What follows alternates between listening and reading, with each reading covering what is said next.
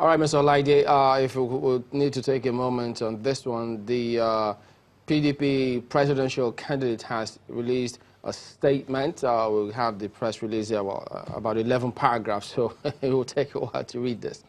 But it says, the heading is, "Democracy will not be emasculated in Nigeria." He says, "I thank the Nigerian people who trooped out in their millions to perform their civic duty this past Saturday. The patriotism of Nigerians is heartwarming and affirms my oft-repeated statement that we are brothers and sisters from the womb of one mother, Nigeria. With regard to the presidential elections that took place on February 23rd, 2019, it is clear that there were manifest and premeditated malpractices in many states which negate the results announced. One obvious red flag is the statistical impossibility of states ravaged by the war on terror generating much higher voter turnout than peaceful states. The suppressed votes in my strongholds are so apparent and amateurish that I am ashamed as a Nigerian that such could be allowed to happen. How can total votes in Akwa Ibom, for instance, be 50% less than what they were in 2015?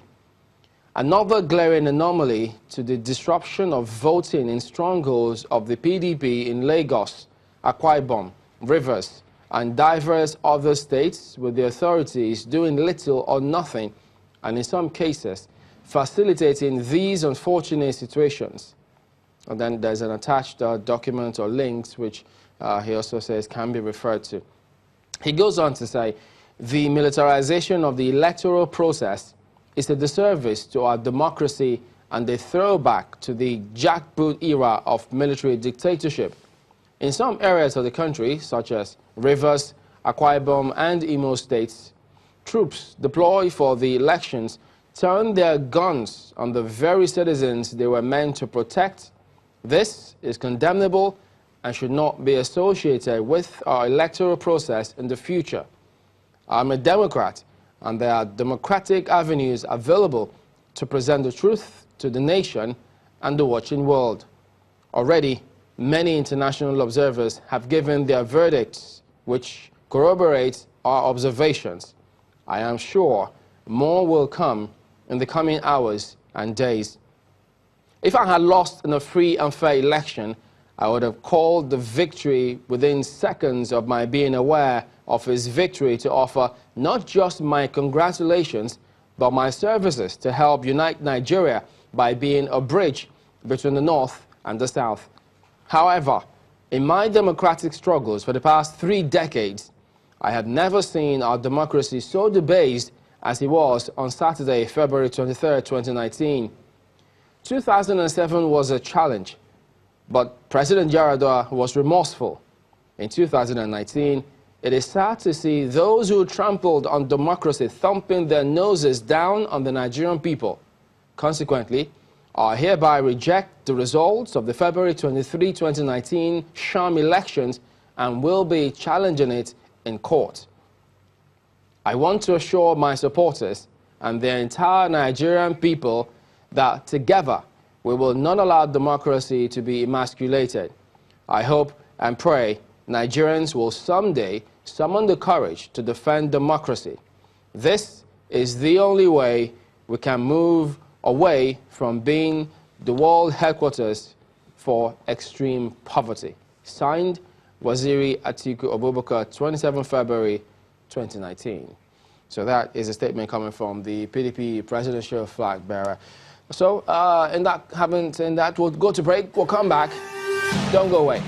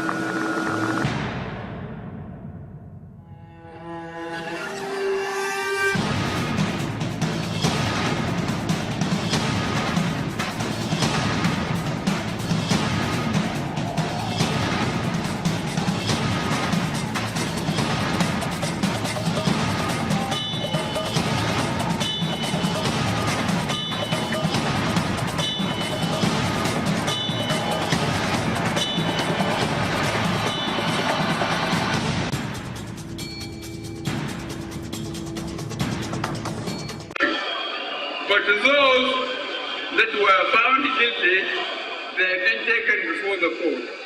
What they have accumulated in terms of infrastructure and overseas, and here we have taken it, we will sell it and put the money in the treasury. We will do the roads, we will do the railway, we will bring power with whatever money we can recover from the looters. I assure you, I am not going to change. I am going to be consistent. I will remain steadfast. Anybody who abuses trust will be exposed and he will be dispossessed.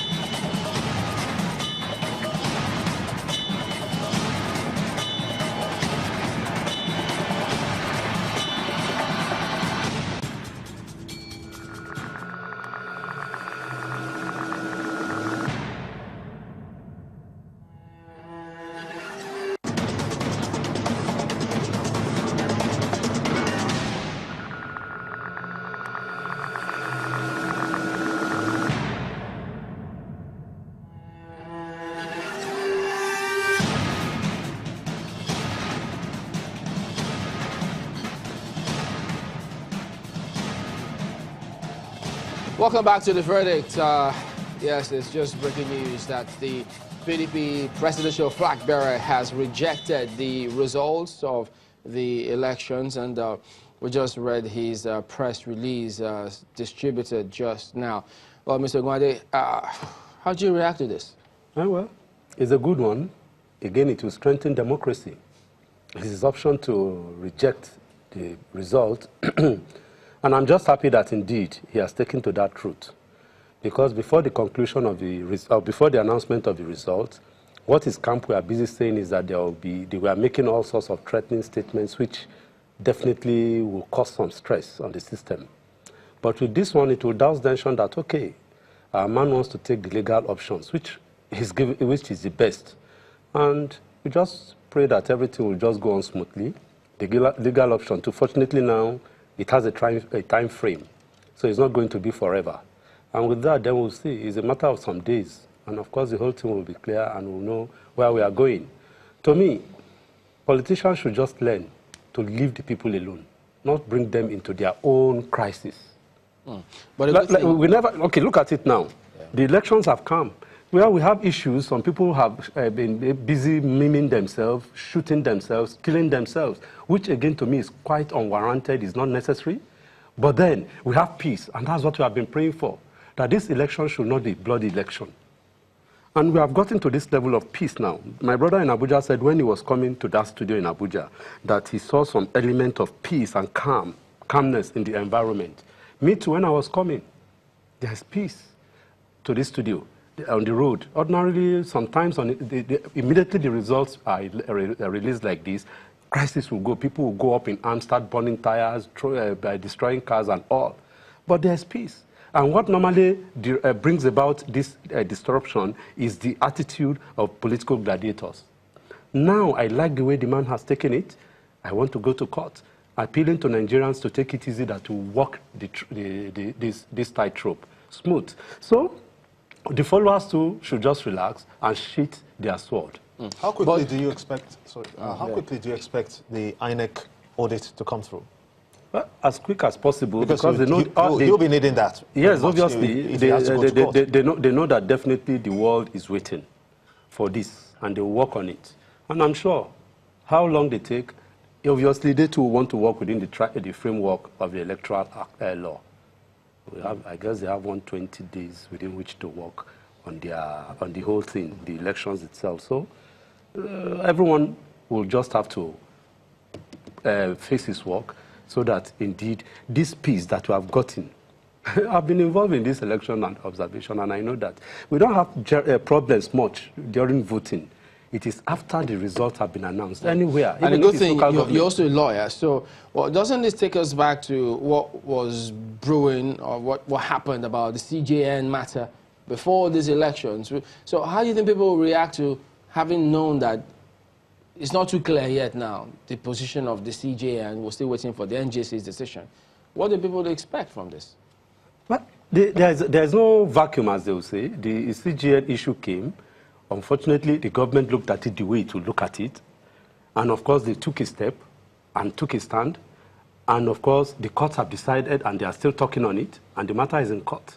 So it will be unfair for me, really, to now begin to talk on it. But my only issue is that the judiciary is still there.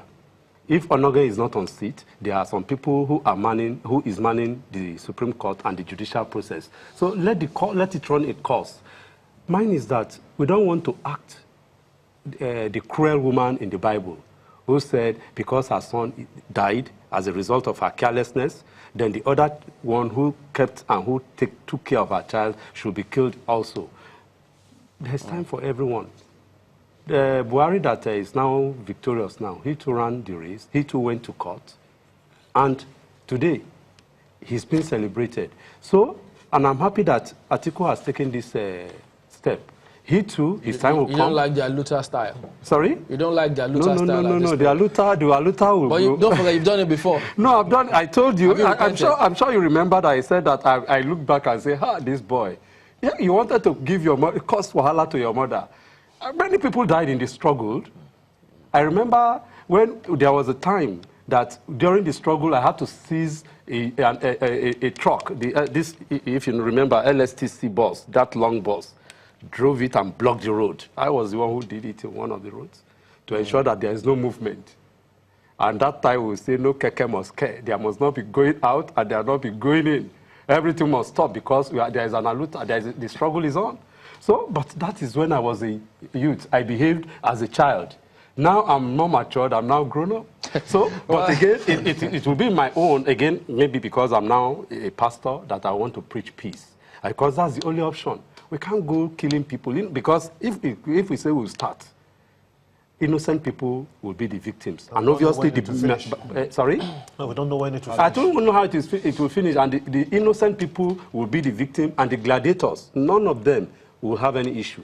All right, let's go to Mr. Olaide, get his response. Mr. Olaide, having seen the response from the PDP presidential candidate, what do you think?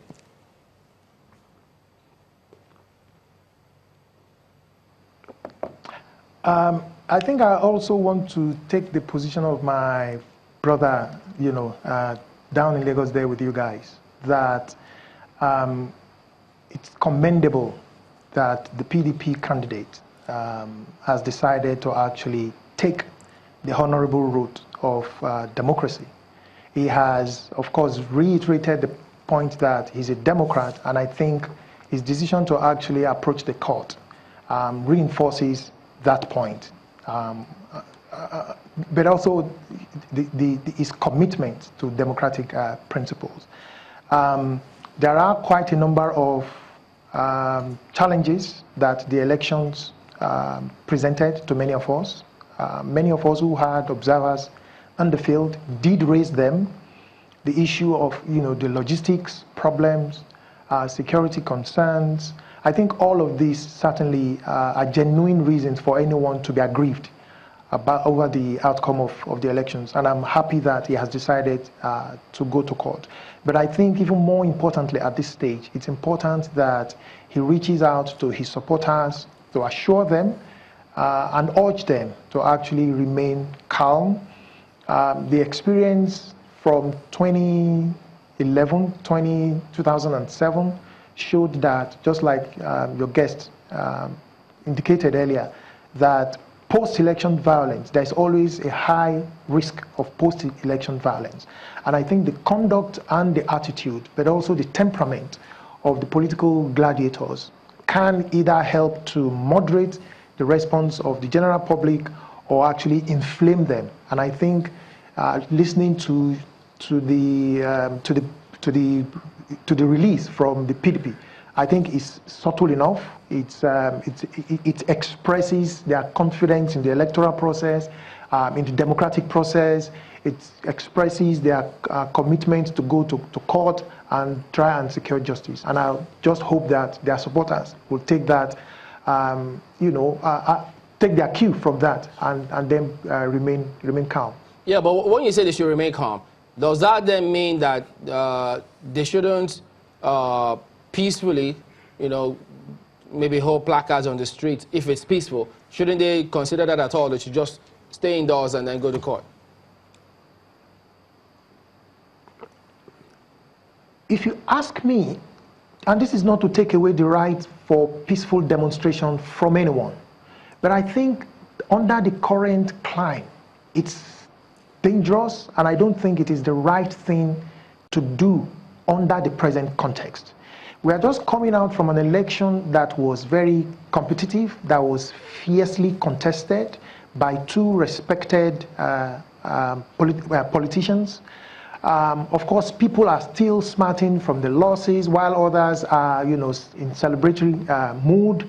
So the opportunity and the potential risk for provocation, from where I'm seated, I think it's still relatively high at this point in time. So we really cannot afford to have people carrying placards to protest the outcome of the presidential elections. And let's not also forget the governorship and governorship elections and elections into state houses of assembly. It's just barely a week away. So really, we need to maximize the peace that we currently have. And therefore, we need to continue to encourage all the politicians to please urge their supporters, their followers, to remain calm and remain confident in the electoral process, in the democratic system of securing justice. I think in the long run, it will be in the best interest of Nigeria to do that, and as well in the best interest of our democracy. All right, Dayo Olaide, Center for Democracy and Development, thank you very much indeed for your time today on the verdict. Well, Mr. Gwande, doesn't a lot also depend on how the ruling party responds to this? Because if there are people who choose to peacefully hit the streets, shouldn't they also let the security agencies know, please do not manhandle anybody. If the main leader has said, I'm going to court, perhaps eventually followers will see reason why they should perhaps toe the same line. I've been in this game before, and I know that you can't control the crowd when they're on the streets. One thing will just come up and the whole thing will go out of hand. And just as my brother said some few seconds ago, this is not the time. But again, let me just weigh in. Now the man has chosen an option. There are two options here. It's either you go the Aluta way, that's a protest. Tell your people to fill the streets up, that I'm not interested. Or you tell them, don't worry, I'm going to court. That's the second option. And he has chosen the second option of going to court. So it means that you want to release and, submit to civil authority, submit to the legal process. All right, Wale Gwande, President Voter Awareness Initiative, thank you as well for your time. But don't forget that the presidential candidate of the People's Democratic Party, Atiku Abubakar, has released a statement. As you can see, excerpts of that statement here, saying, if I had lost in a free and fair election, I would have called the victor within seconds of my being aware of his victory to offer not just my congratulations, but my services to help unite Nigeria by being a bridge between North and South. And then he says, consequently, I hereby reject the results of the February 23, 2019 sham election and will be challenging it in court. So that's from Waziri Atiku Abubakar, who signed that statement. Well, having heard from the PDP presidential candidate, you know they say different strokes for different folks at the moment. Well, yes, we will leave you with the mood on the camp of the APC at the moment. But for this session, we'll be back in a moment. We'll be back in a short time.